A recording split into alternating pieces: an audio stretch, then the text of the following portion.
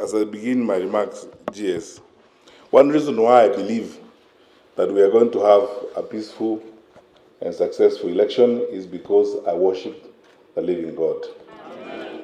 And the Lord loves this country so much. Amen. And God has seen us through a lot of challenges. I believe He will see us through this and will cross this bridge of an election very successfully. Our country is safe and secure. We have the little challenges which we have to deal with. As you know, we are tracking down some small terrorist cell in Mombasa, in the coastal region of our country. We have been working hard on that. I think we caught almost everyone we think was involved in that, and our operation continues very well, successfully. And we are focusing our eyes on the card rustling in Laikipia.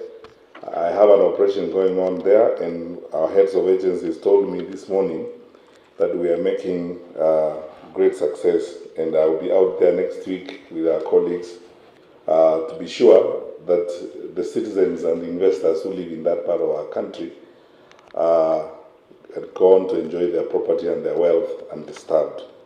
So, save for some of those that we call normal incidents, our country is safe and sound, and we thank the Lord for it. And we are all preparing, going by the constitutional timetable for the next general election. I am certified that this time around we are even better prepared than we were in the past, because we also have learned. And also we have cases such as, the phenomenal work that is being done by the faith-based organizations in our country. I've had opportunity in the last 2 years, my colleague Matiangi and myself, to work with the Interfaith Council, which brings together a representation of religious leadership in the country on the war against COVID. And COVID remains one of the greatest challenges we are dealing with, not just in Kenya, but across the globe.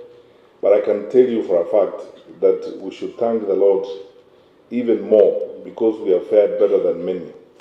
We've suffered losses. We have lost people. I hardly know anyone who has not lost a loved one in the course of this very frustrating time. We have lost leaders. We have lost people in the security sector. I have lost over 10 chiefs in the country to COVID, which means that we have been affected in the security sector. We have lost educators. We have lost some of our very well-trained men and women. And as I said, we have lost spiritual leaders to COVID-19. As the security sector, we do not conduct elections. Elections are conducted by law by the IEBC. We facilitate the IEBC and other agencies to conduct elections. We are hoping that through IEBC's programs and continuous further registration, we probably will have the largest possible number of young people participating in the next general election. And if you may allow me, GS, I think the next general election, 2022, we will have, I think, will probably be the most important election we've ever had since independence. It's going to be more important than any election we've had. Why? We're going to have huge numbers of young people participating in this election. And then secondly, it's going to be probably a serious transition, as it were.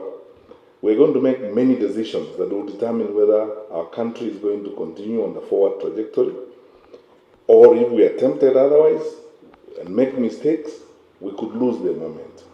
And our aspirations as your leaders in the security sector is that we have a peaceful election. And how do we describe it? Or what do we call a peaceful election? We would like to have an election where not a single bullet is shot, not a single Matiangi is hurt, no one is displaced, and everyone who is able to participate in the electoral process participates peacefully and takes a decision in the governance and the management of our country, so that the real will of the people of Kenya is realized and is understood. We want our administrators across the country, from assistant chiefs all the way to regional commissioners, to now begin working with community-based leadership groups. And one of the foremost community-based leadership group is youth groups, so that our youths crossover from what we have all the time been treated as the youths are the mobilization group for committing crime or for committing sin, so that we become the special group in society that builds sustainable peace. The abuse of social media in our country is at its unprecedented high. Character assassination, defamation, fake news, vulgar language, insults, and so on.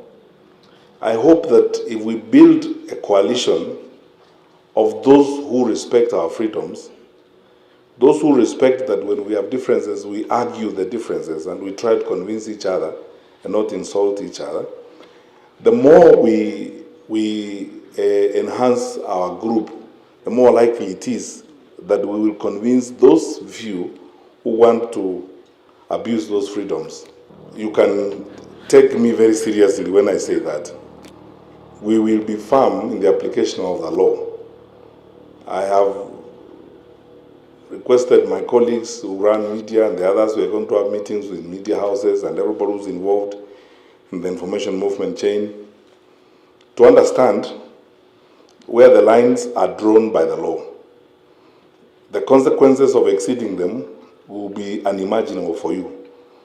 We will also discharge our duty and responsibility to protect the people of Kenya, because there are extents to which we cannot go. We are not populist. There are not things we are not going to do so that we are popular. I keep saying all the time, we don't hold this position so that we can be loved. I would rather be right than popular. Of course, we are beginning, probably by next week, going by what Mercy and the others tell us, because now we have received an increased number of vaccines. We may now get to a point where we will start mass vaccination, because we are now getting an increased number of vaccines.